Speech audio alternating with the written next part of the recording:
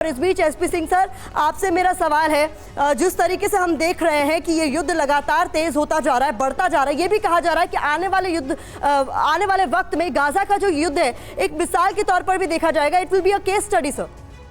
देखिए, ये केस तो बिल्कुल केस स्टडी ठीक है, पर ये हमें समझना पड़ेगा कि ये युद्ध जिसे हम कह रहे हैं बार बार, ये एक्चुअली यूनिटिव एक्शन है एक टेरर ऑर्गेनाइजेशन अगेंस्ट। ये दो देशों के बीच में युद्ध नहीं हो रहा है।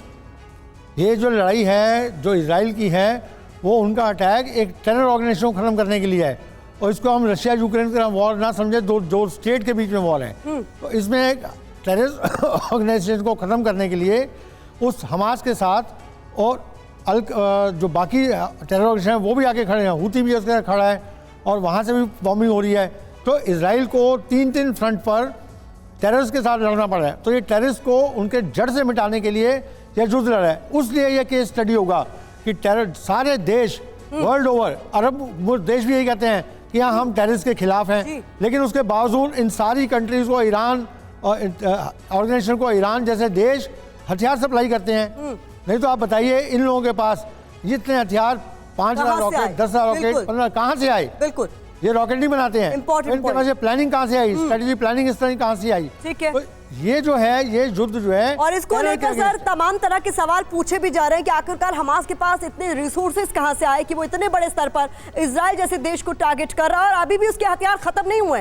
तो ये समझने की कोशिश करेंगे सर आपसे भी और सुमित आपसे भी, यहाँ टच स्क्रीन की मदद से जरा समझाइए, क्योंकि ये बताया जा रहा है कि 220 स्क्वायर किलोमीटर का ये जो पूरा एरिया है, जिसे सैनिटाइज करने की एक तरीके से अभी बड़ा ऑपरेशन चल रहा है। इस एरिया को सैनिटाइज करना, हमास के चंगुल से छुड़ाना सबसे बड़ी प्राथमिकता नजर आती है। आपको सबसे पहले तो हम अपने दर्शकों को दिखाएं कि ये पूरा हमने आपके लिए गाजा पट्टी का वो मैप बनाया जो आपको अलग अलग पैटर्न में, अलग अलग जगहों से आपको समझाएगा कि इस समय गाजा पट्टी है कैसी और कौन कौन से इलाके हैं जहां पर। देखिए, ये पूरा इलाका जो है इजराइल का इलाका है, ग्रीन का जो पूरा इलाका है ये गाजा पट्टी का इलाका है। अगर आप देखें ग्राउंड फोर्सेस, क्योंकि यहां पर ये आपका एग्जिट पॉइंट है, यहां पर आपका राफा बॉर्डर जहां पर मिस्र का इलाका लगता है, और ये पूरा इलाका वो है जहां पर ऑपरेशन चल रहे हैं। दरअसल इजराइल की ग्राउंड फोर्सेस का मूवमेंट इस समय इन इलाकों में आगे की तरफ पहुंचा है। आगे मतलब इन इलाकों के बॉर्डर इलाकों पर पहुंच चुका, और अब कोशिश ये की जा रही है कि नॉर्दर्न पार्ट यानी गाजा का जो नॉर्दर्न पार्ट है, इसको किस तरीके से गाजा सिटी तक सिक्योर किया जाए। और यहीं पर इन इलाकों के अंदर सबसे ज्यादा अगर आप देखें एयर स्ट्राइक्स की जा रही है,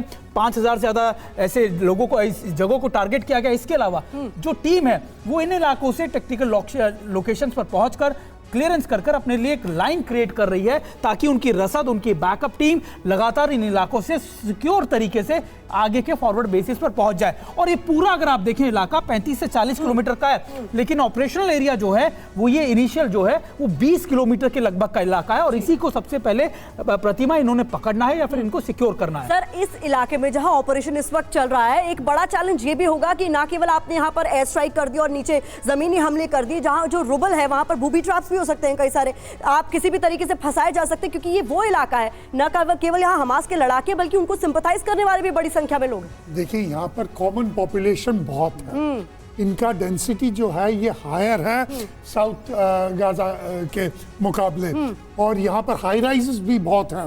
तो ये कोशिश ये है कि ये पूरा मतलब डिस्ट्रॉय करके, जो ये डिस्ट्रॉय करेंगे तो ऑब्वियसली हमास के जो वहाँ पर कमांड पोस्ट हैं, वो अंडरग्राउंड टनल्स हैं, वो किसी भी तरह डिस्ट्रॉय होंगे।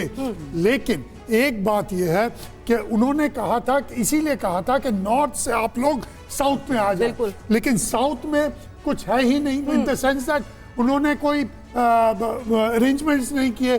यहाँ पर लोग गए हैं, देखा ना खाना है ना पानी है, तो जाएंगे कहाँ? ये फिर वापस आ रहे हैं। ठीक है। और ये एक बहुत बड़ा प्रोपेगेंडा पॉइंट है, प्रोपेगेंडा नहीं, इम्पोर्टेंट पॉइंट है कि यहाँ पर जो लोकल पॉपुलेशन मारा जा रहा है, जो शायद हमास के हो ना हो, उसमें अगर वो मारे जाते हैं, ह्यूमैनिटेरियन क्राइसिस हो जाता है। बहुत इंपॉर्टेंट बात आपने कही है सर। इस बात